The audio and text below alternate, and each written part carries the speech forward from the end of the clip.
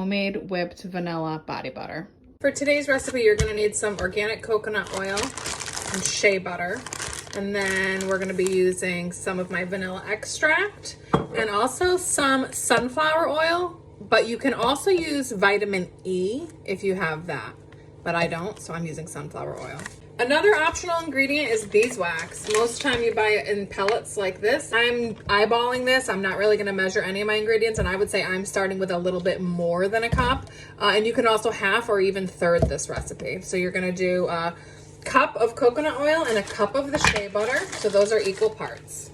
And I also just cracked up a bunch of little flakes off of this beeswax and got that in there. And then I'm gonna go ahead and add probably like a 1/4 cup of this sunflower oil. Now it's time to put it in the microwave. Just for a couple seconds, you don't wanna burn this. Everything is pretty well incorporated in here except for the beeswax. So what I'm gonna do is I'm gonna blend it up. Then we're gonna set it in the fridge for a little bit and then we're gonna blend it up again. While we're blending it, we're just gonna go ahead and add a couple little drops of vanilla.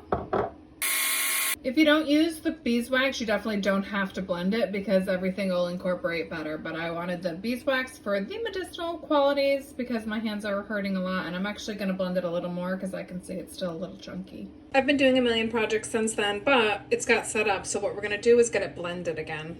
Normally I would just pour it back right into here and use that, but with Christmas coming up, I think I'm just going to do some gifts because I know a couple people will appreciate this.